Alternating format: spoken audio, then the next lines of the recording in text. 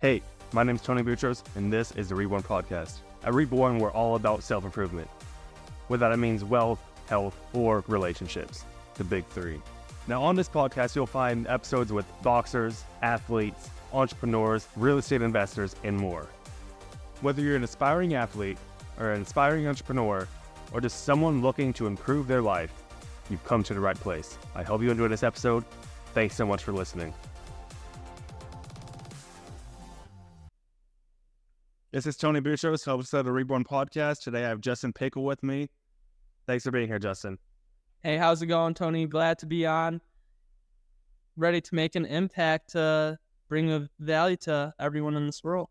Yeah, man, and I've been seeing you making an impact and bringing value to so many different people in the sub-2 community and the real estate investing community, and you've been very, very successful for yourself at such a young age. So definitely looking forward to the chat.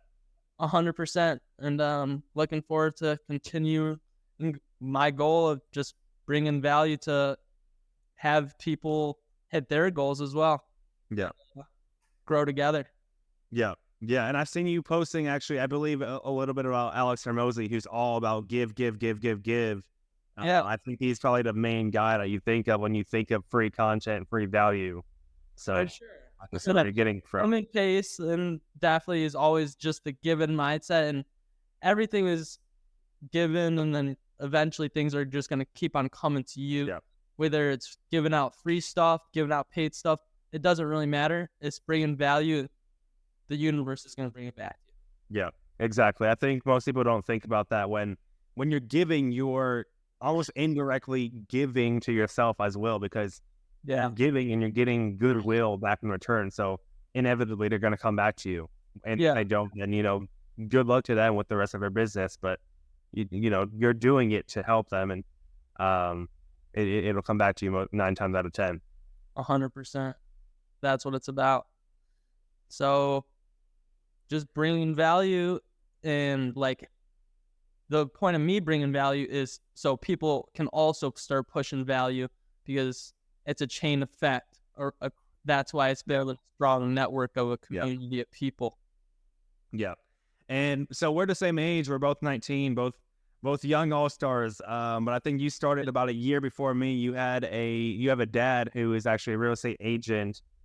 So had a little bit of head start. I don't want to bash on my dad or anything like that. I want to say, you had your dad.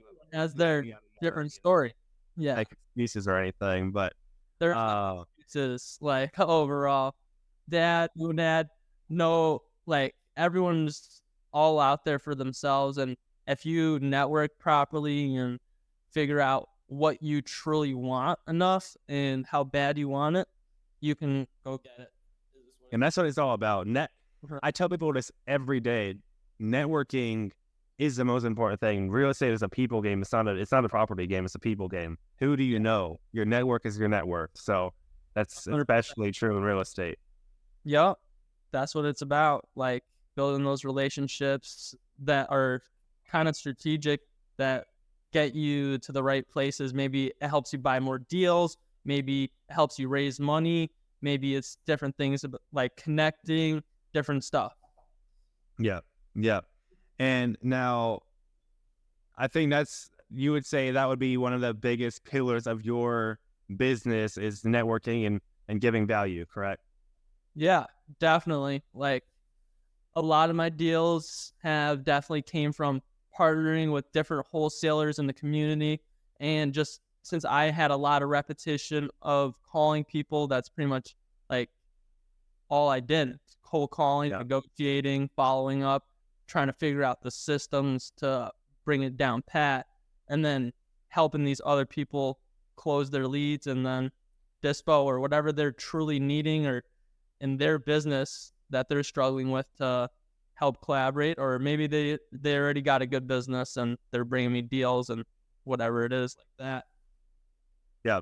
So having a dad who is a real estate agent, I'm sure you are more, accustomed to cold calling, but some people, and myself included, just despise it, cannot cold call to save their life, or not even that they can't, just you hate it. It's annoying. It's tedious. what would you recommend to newbies just trying to get into the industry, but they don't want to cold call? Would you still recommend just cold calling and getting over that fear, getting over that hump, or would you recommend going a different direction? The first thing, like when you get into real estate overall, is you really got to think about like how your personality type kind of intertwines with real estate and like understanding what all the different possibilities available are, because there's so many different things in real estate that can help you create wealth. And it's really like, what path do you think fits you and you'll truly enjoy, and you can build the wealth you desire, anything you desire within real estate. Yeah. Yeah. And I think that's really important. I know Pace touches on that a lot. So shout out to Pace. I went through his Avatar series and he really just made it so much more clear for me, because I hated cold calling. I hated it. It's just, I mean, not that I enjoy talking to people. I have a podcast, but it's talking to people that don't know why you're there, who you are, why you're calling, like, and they may or may not be motivated to talk to you, like, and doing that for 8 hours a day, hundreds of calls a day. So for me, what I enjoy personally is the connector avatar, which is literally just getting on calls and talking to people who know why they're there, who know who you are, and who are there to not only help you, obviously help themselves and make money together and network. And it all goes back to making valuable connections. And I think that's a powerful series for anyone to go through, is that the Avatar series by Pace Morby. Sure, definitely.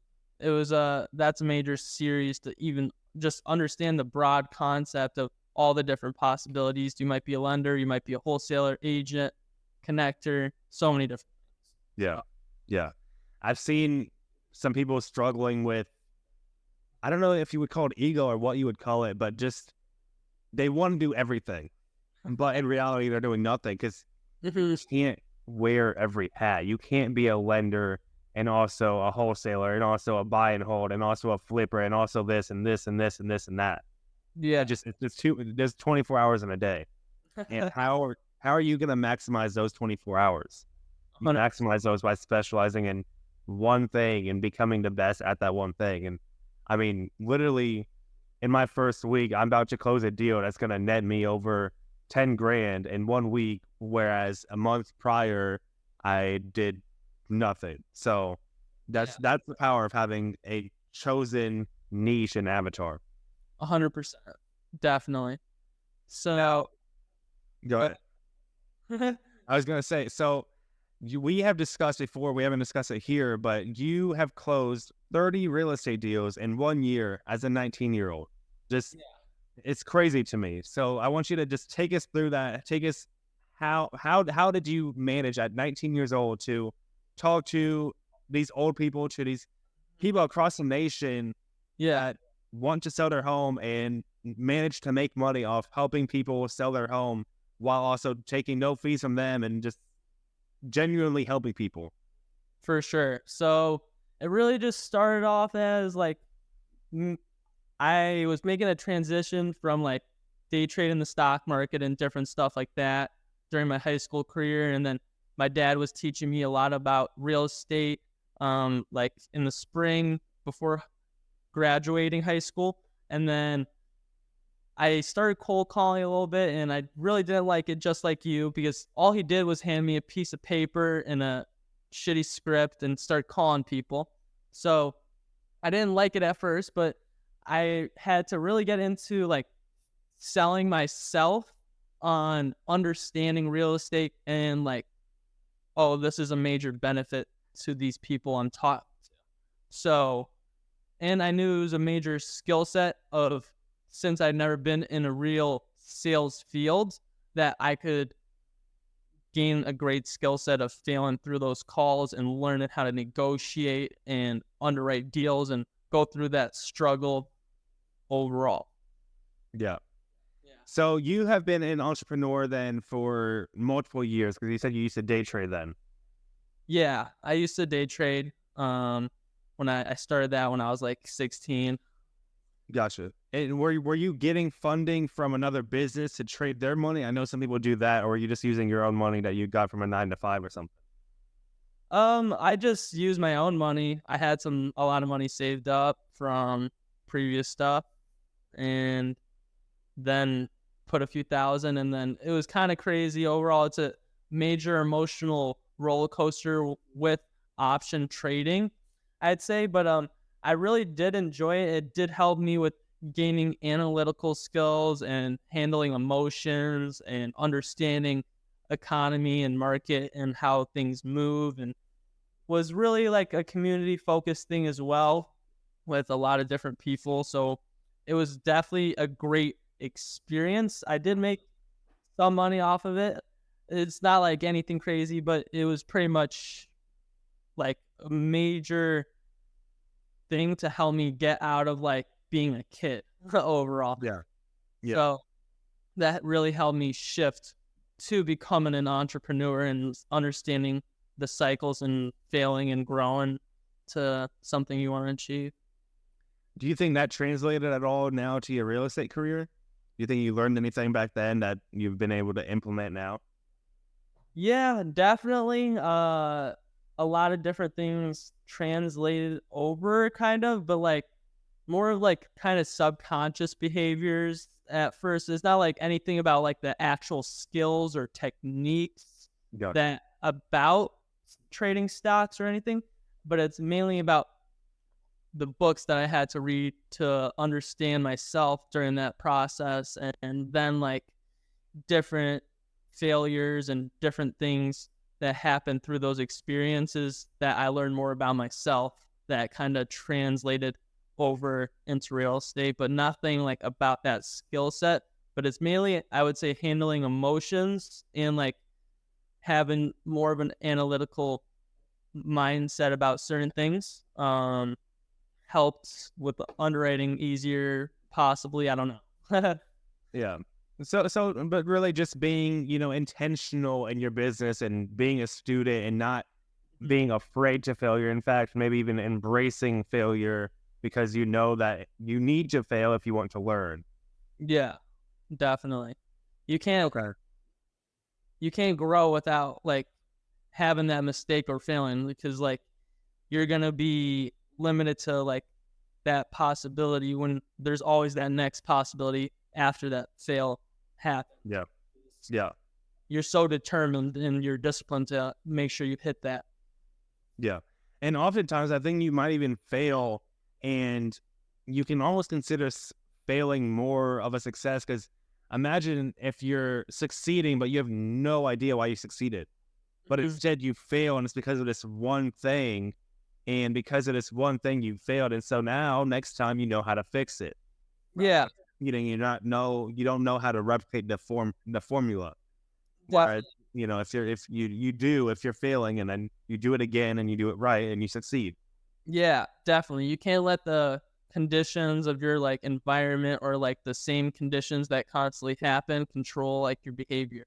Like your behaviors has to change and adapt to become that next version of yourself that you truly want to be. Yeah. So it's kind of like always analyzing and self-reflecting on yourself to, oh, I need to change this behavior. This happened to me and I can't repeat this, or the same thing is going to keep on happening over and over. Yeah. Yeah. And so I want to ask also, you were asking about, you were talking about selling yourself. So you mean kind of just selling how you're helping them. Like if you're talking to someone who's in, let's say, pre-foreclosure, you're going to sell like, hey, maybe you're going to get no money from me. Maybe you're going to get $5,000, whatever it is. You're going to lose your house either way. Unfortunately, I'm sorry you're in a situation, but I can help you not have a difficult future by saving you and saving your credit and, just not letting you lose the house and not be able to rent and not be able to buy another house and mess up the next 7 years of your life. Is that what you mean?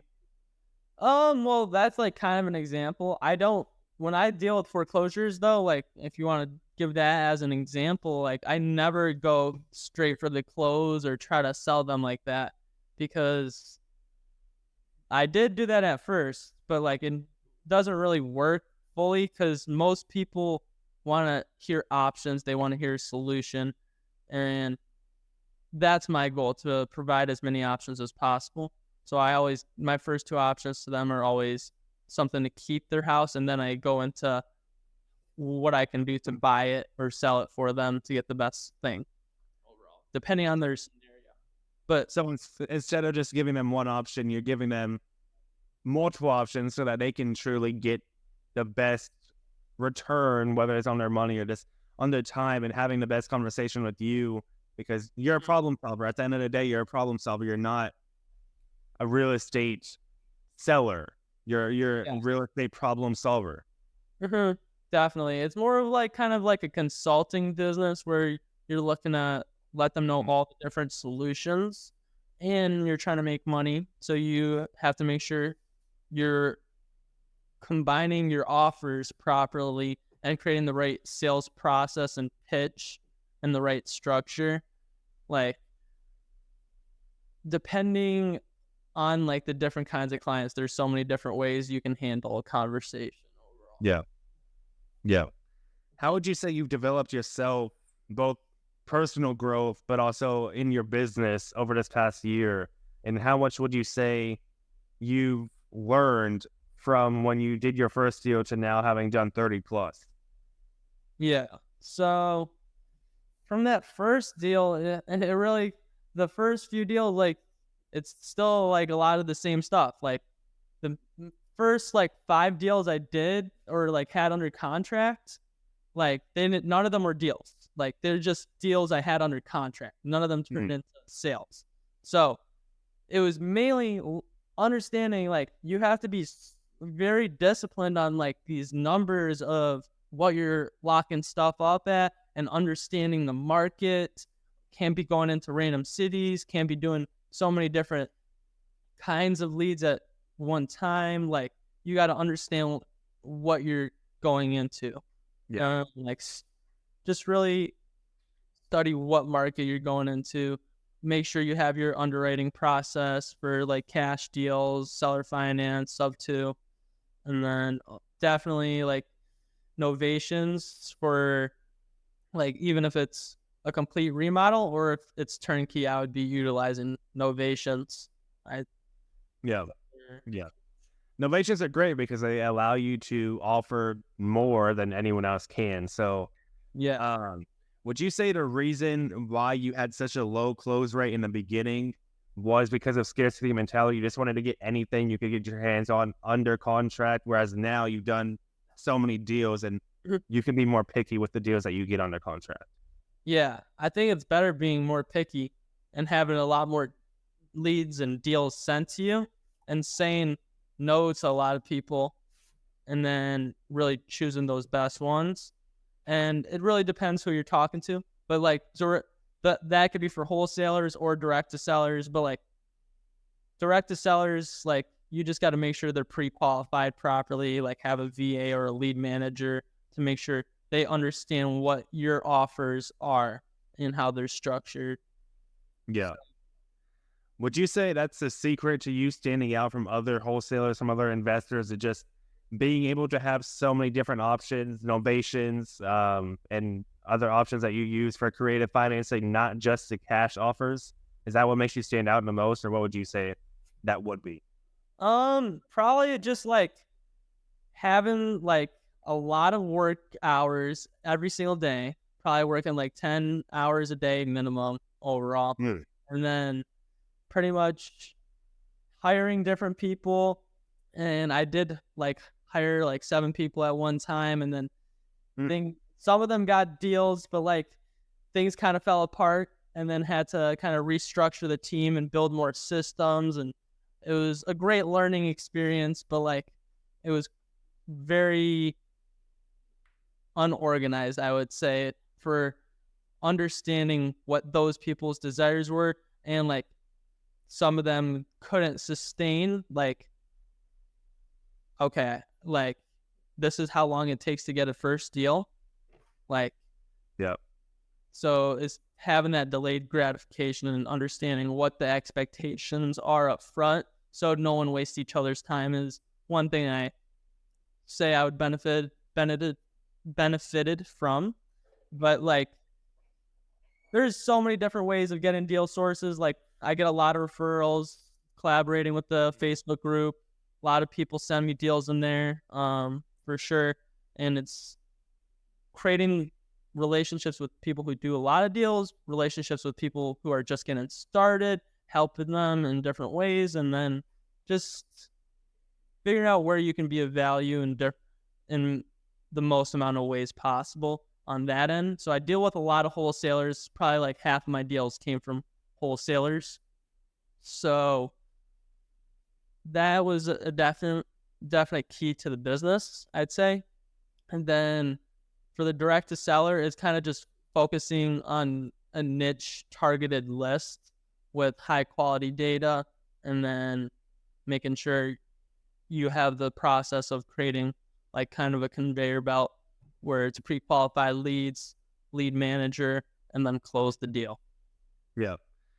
So half of your deals are from other wholesalers, and those are just, again, going back to the networking and the value of networking and just being able to help them. Do you have people that you go to consistently that you work with, like JV, or is it mostly newbies that will come to you and be like, hey, I have this deal, I don't know how to dispel it, I don't know what to do with it, I might not even have it under contract yet, I might need a closer. Which part of that would you be on for the most part? Yeah, well, I do have quite a mix of both, I would say, but I do have like a couple main wholesalers that sell me a lot of deals, and then helping a lot of these smaller people or like people growing is just coming along overall, making a lot of relationships and planting those seeds, and then they come back. Maybe it's a couple months later. Sometimes it's an instant relationship. Who knows? Yeah.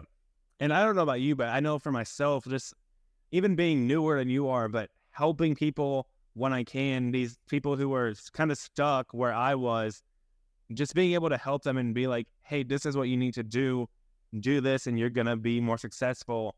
And then seeing them doing it and seeing them become successful, it's a great feeling. Would you say the same?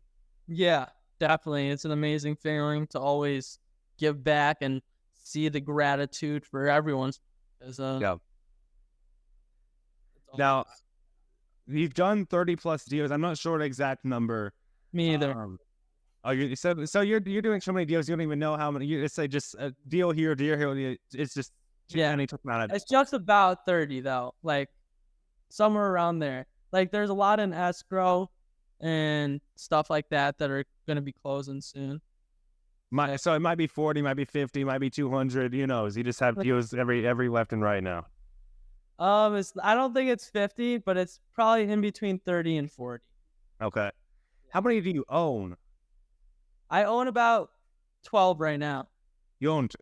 So, and are those on top of the 30 that you've wholesaled, or is that included in the 30? That's included. Yeah. Okay. I've done about like 15 to 17 wholesale so far. So now I'm going to try and send some deals your way. Given that you're a great buyer, it seems like, what can people send you? What would you like for people to send you? What are you looking to buy yourself? Yeah, definitely. So like, as of right now, what I've been buying is a lot of sub-2 and seller finance deals. And then pretty much what I'm looking for is to wrap most of the deals I've came across so far, just because most of them have no cash flow or equity. I am working on some long-term rental ones, but wrapping, since I'm just looking for stuff under 5% interest rate, and then I'm looking at 10% entry fee, and it's not 10% down payment to the seller, it's entry fee. So cash to the seller, agent fee, wholesaler fee, any like holding costs. For wraps, I calculate 3 months holding costs, and then any closing costs and stuff like that. Okay, perfect. So for people listening, if you're a real estate investor, if you're in sub-2, whatever, go ahead and send Justin any deals that you have that fit that criteria. I think even if you don't send him deals, talk to him. He's a great person to get in contact with. He's a great person to learn from. And I mean, he's 19 doing tons of deals with 12 properties under his belt already. 100%. Crazy. Well, I'm just looking to help bring value to every single one of the people who ends up watching this, and you, Tony. And then it could be for their wholesaling business. Maybe they want to start buying on deals or whatever they're looking to accomplish. There's different ways that they may be needing help in their business. Yeah. Hey, this is Tony Boutros.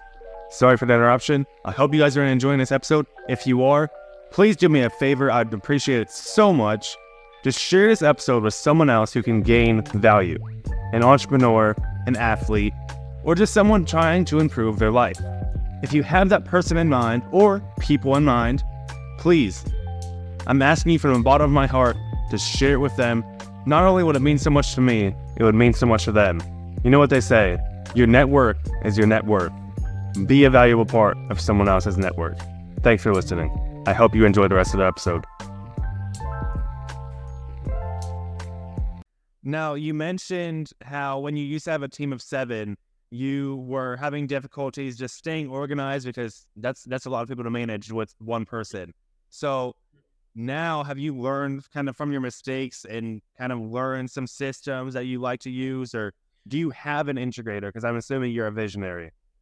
Yeah, I'm the visionary, but I do not have an integrator as of now. Kind of just like what I've been doing is hiring some different tech people to help with different software kind of stuff that I can't handle, and kind of like utilizing like the commission-based people to all collaborate, because we're really just partners. When you're a commission, when you hire someone on commission, you really got to think of them as like family and like real close, try to bring value to them and like a long-term relationship, because they're helping you build your business from the ground up, really. Yep. Yeah. And those commission-based people, those are in-house, correct? Those aren't people that you're JVing with? Oh, yeah. That's completely different, for sure. Okay. That's just like people you can hire. As of now, I have Jacob and Brandon, and they're working on lead managing and generating new leads. And they also bring in new collaborative people, networking and learning the real estate business and everything like that. And then as of now, I'm looking for a dispo manager and a transaction coordinator. Okay. Actually, I might even help out with that. So we'll have a discussion after this. But Jacob Karp, great guy. I've had a couple conversations with him. I think he was a childhood friend of yours, if I remember correctly. Brandon, I have not heard of. Is he new? They kind of just went to the same high school together. Neither of them are really childhood friends. They're kind of just like, I had a childhood friend, and then they referred me to him, and they were interested in real estate. So they've been taking him, and they've been pretty disciplined and growing a lot. Okay. And now you have them both on the acquisition side, getting deals, or do you have either on the dispositions? They're both on the acquisition side, but they have helped me dispose some deals, like just through finding a buyer in the group or different things of contacts. They've made a lot of connections, and they're focused on their business as well. Gotcha. So are you happy with where you are? Because I know for me, just having such massive goals and accomplishing a lot, but still not being close to where you want to be, do you kind of feel the same way? Or are you content with where you are? Or do you have in your mind? It depends like how you want to think of it. Like, I'm grateful for where I'm at, but I'm not like fully satisfied to these like standards. My standards are always increasing, and my goals are very far away, and there's always like incremental goals, and then there's farther out goals. So it's kind of just understanding where you're at certain points in your life and how you're trying to craft where you want to go. So do you have 1 year, 3 year, 5 year goals already? Well, it's kind of hard to break it down to like that timeline. I don't want to predict any like when stuff is going to happen and stuff, but like I kind of just create a huge list of different things I want to accomplish in different parts of my life. And then kind of like you can check it off, or you can just look at it and see like I got to do this. There's bigger ones or there's less important ones. You just want to create something like memorable that you truly want to achieve and trying to put some intention towards it. Gotcha. Now, one of the most important things for reaching your goals is having a strong purpose, a strong why. Why are you doing this? Because, you have, I believe, successful parents who you could probably live off their money, right? But you're building your own business. So what is your purpose? Why are you doing this? Why are you in this business? And why do you wake up every morning? Yeah. So the reason I'm in this business overall is I truly think that there's a lot of potential that's hidden around the world that people are not utilizing.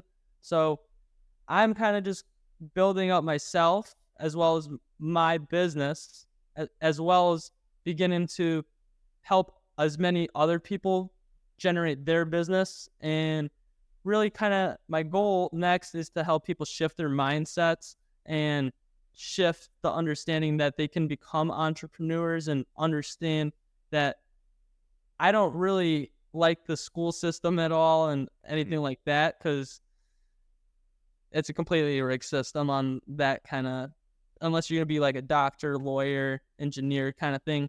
It doesn't make any sense to go into a lot of different fields that they set you up for. Yeah. Unless you want to be a worker for the rest of your life, there's just different kinds of like point of views and perspectives and views.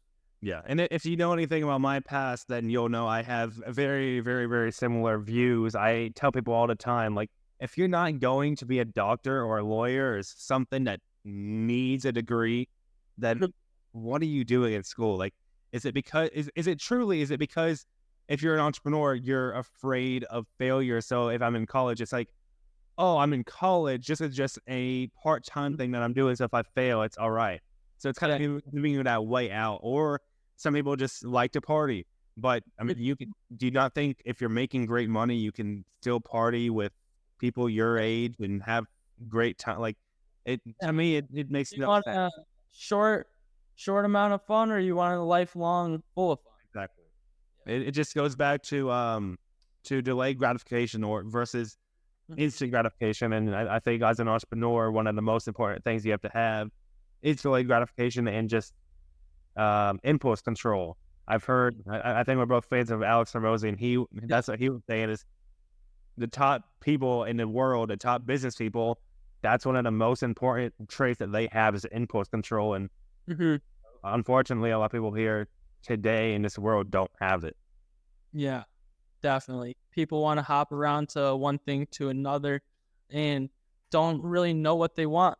So there's got to be a way for people to like understand that they can take a chance and just spending some time and think with themselves and like stop hiding from themselves and really think about where they want to go. I think that's powerful. Hiding from I think a lot of people can do that because again, they're afraid of failure. Whereas as an entrepreneur, you have to understand and realize that failure is such a crucial part of progression. You have to go through failure. Yeah, definitely. People can say I'm not ready for it, or I can't do it, or I'll do it later on, I'll do it tomorrow. Like, you just got to live in the present moment and just like be with yourself. And then like, if you can craft what you really want and have that longer term vision with your imagination, with the intention, you can have anything you want, but you can't just sit back and relax. You got to take action. I always say, people, you can have anything. You cannot have anything you want, but you can have anything you work for. Yeah. I think people always say you can have anything you want in the world, and you can if you work for it, but not if you don't.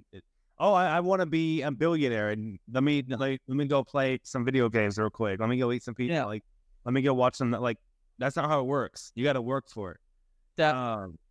Growing up, did you always know you were going to be an entrepreneur, or did you have kind of that hidden potential that we were talking about? Did you want to be a firefighter or something like that? Yeah, well, I definitely knew from a little kid that I knew I didn't want to be going to college. I knew that. I did, like, a lot of my family kind of is entrepreneurs, like I would say, like cousins or uncles, like they own their own businesses, or like some own hotels, or some own like gas stations or different kind of property businesses. And then that kind of interested me as well. But I didn't really know what I wanted to do, but I just knew I didn't enjoy being taught like stuff I didn't really need. Yeah. Yeah. I don't think you really need to learn about George Washington from, what is it, 1900s or something. I think it's much more important to learn about business, whether it's real estate, day trading, or something else. Yeah. Well, there's good parts of history as well, but like there's just the point of how the school system was structured is to create workers. And like I did know that I did always know I'd never did like to be told what to do. So that's kind of what I knew for sure. So like that was kind of a hint into the direction of not working for someone else and going into entrepreneurship. Yeah. And I think as a man, you need to be able to be independent on your own and not have that person lingering over you. You don't want to be that guy who's, obeying every wish of your boss because they're your boss and you're afraid to lose your job or something. You want to be independent, especially both of us being immigrants, or I'm not an being second generation immigrants. For myself, I'm not sure if you're third generation or what generation you are. second generation, I guess. Okay. So it's just a different mindset. I don't know, some people come here and their parents were 9 to 5, their grandparents were 9 to 5, their great parents were 9 to 5, and so it just ingrained in them that the only way to get through life is to work for Uncle Sam. That's what they call him, I believe. I might be butchering that. I believe that's what they call him. That's what they do. Call tax man. What is it? The tax man. The tax man. The tax man. Yeah. What is it? I want you for the war. Yeah. But being an entrepreneur and also being such a young entrepreneur, one of the most important things is mindset, is mentality, and just being because I know for me, at such a young age, it's like, why am I doing this? And for me, I have the purpose of Reborn, which I've gone into before. But just I'm 19. Why am I working on a business when I could be, again, out partying or doing something like that? So this mindset is one of the most crucial parts of being an entrepreneur and being a young entrepreneur. So what kind of mindset has led you towards your success, do you believe? It's really just having that growth mindset is the first step. Like, I don't really know how you can define a mindset, but it's really just like crafting your own desired mindset and know who you think your perfect self is, and creating that person. So, do you believe you can ever actually achieve your perfect self, or is it something that you're always gonna either push forward and just strive for? It's kind of like if you're working out, you see the pump, but you're never gonna be your pump, because as you get bigger and bigger and stronger, your pump is gonna be looking better. So is that kind of how you envision your perfect self as well? Depends. Like, I think we're always as like that could be a better version of ourselves, like the self that we're trying to head towards, but we're also at our perfect self right now. Like, we can't like downgrade who we are right now as well, because we're still our perfect self from all the experiences and everything we have done so far. So we are in the perfect self thus far, but it's creating that next version of yourself to be reborn, just like you're saying. So every day you got to like understand, okay, what are all these different things I need to eliminate so I could be reborn again tomorrow? Yeah. How do you feel about getting praise at such a young age? Do you enjoy it? Do you dislike it? Are you kind of indifferent to it? I don't know what you mean by indifferent, but that might be it.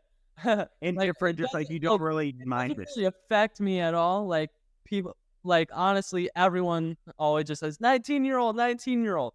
Yeah. But honestly, that doesn't matter. I could be Yeah. 37. It was literally just about. I had 1 year of time. Just think about you gave. I had a 37-year-old who had 1 year of time, who took the same amount of action, or he could have had the same result, or he could have. I could have had you who started the same spot, same time, and we had completely different results. Yeah. Yeah. So So it's really, you don't think that your age makes you any special. yeah, But it doesn't really matter.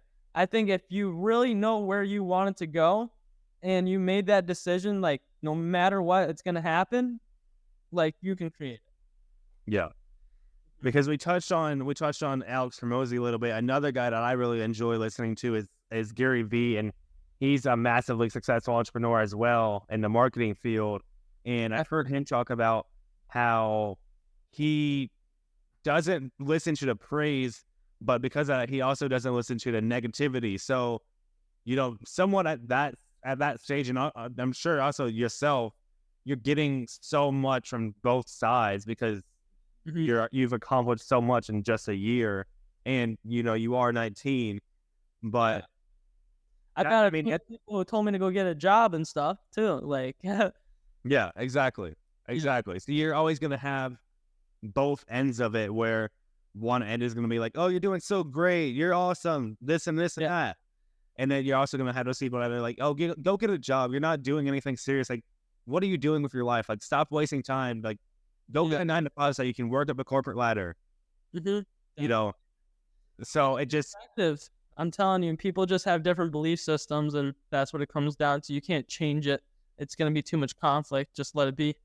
yeah, yeah, and that's really when you have to learn who you actually want to be around. And even if they're close people to you, like, you have to learn, is this person good for me? Even if it's your parents, or even if it's your siblings, or whoever that you're close with, you don't have to necessarily cut them out, but it's just the five people that you're around the most is who you become. And I truly believe that. So Yeah, definitely.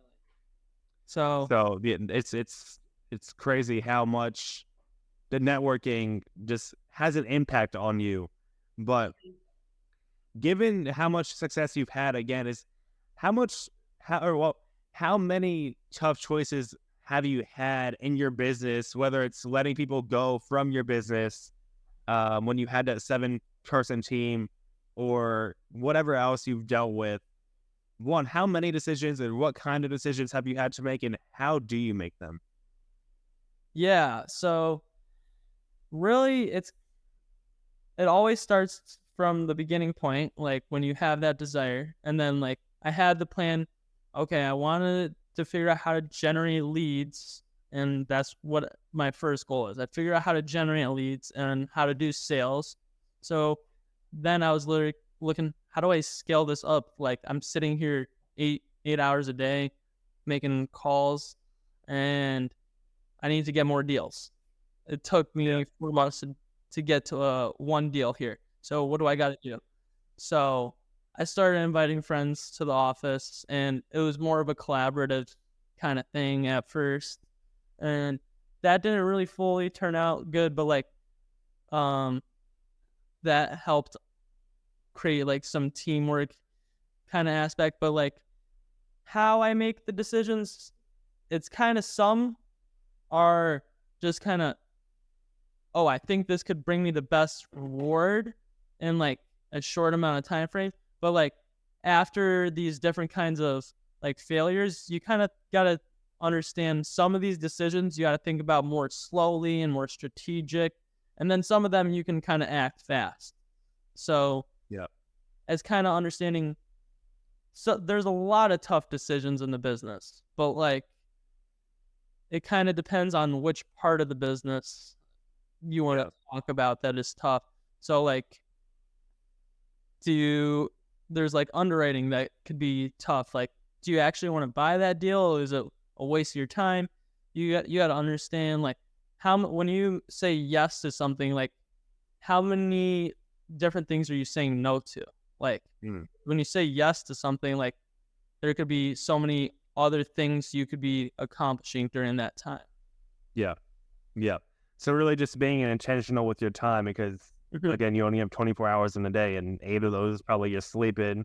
Someone knows Yeah. you're working out. Someone knows you're eating. Someone knows you're driving. Like, so it's really, Definitely. Like a lot of the decision making for sure, I'm thinking about like how do I constantly want to leverage and grow to like the next level. So like I'm kind of just testing different things out to create the right process for everyone to win.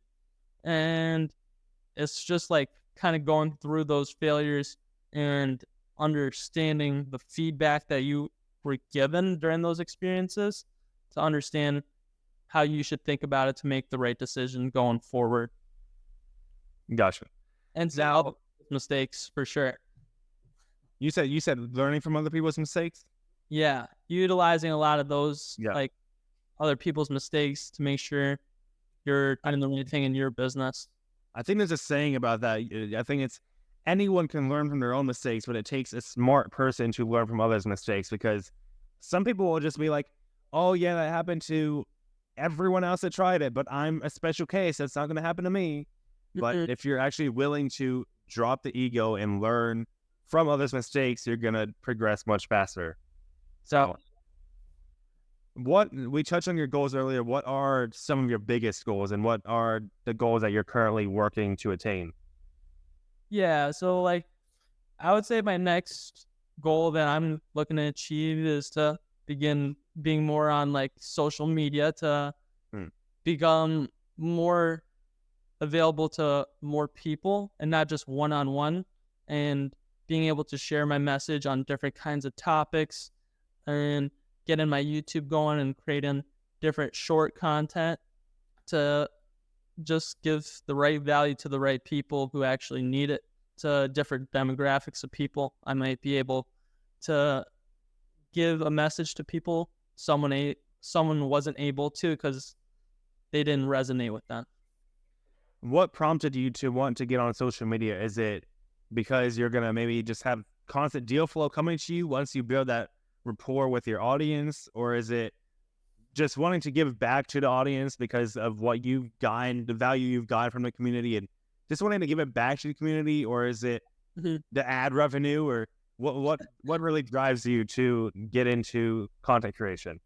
Content creation is definitely about like helping others people's businesses and mindset, and just like their just entire lives, like help shift it to make an impact towards it, because like they might just be lacking one idea that can help them make that jump towards their life, and I might be able to provide that one idea. Yeah. Yeah. And it's truly powerful. I know, again, like I said earlier, helping people progress in their business and them actually listening to you and seeing them how far they've come. Once you're on social media, you can do that on a massive scale. Like Pace Morby, he has 10,000 students, I believe, in Sub 2 and 4 or 5,000, I believe, in Gator. And he's able to see all these people's success stories. And just having that same thing would be such a powerful feeling to have and just uplifting to your own spirit. And I mean, I guess you could argue that it's selfish because you're doing it to help them, but you're also feeling good about it. So maybe you're doing it a little bit to help yourself feel good about what you're doing. But I think it's ultimately it's very selfless because you could be spending this time getting more deals, or you could be spending this time networking with someone who will bring value to your business immediately, but instead is spending this time creating content and helping others get their businesses off the ground. Yeah. Well, there's many different ways that like YouTube's gonna lead to more networking, more deals, to more relationships. It's all gonna lead to different things. It's really just switching the yes or from the no to the yes. So was saying no to social media or wasn't taking action on social media. Now I gotta say yes and open a new field of opportunities and possibilities to get where I want to go and help other people get where they want to go.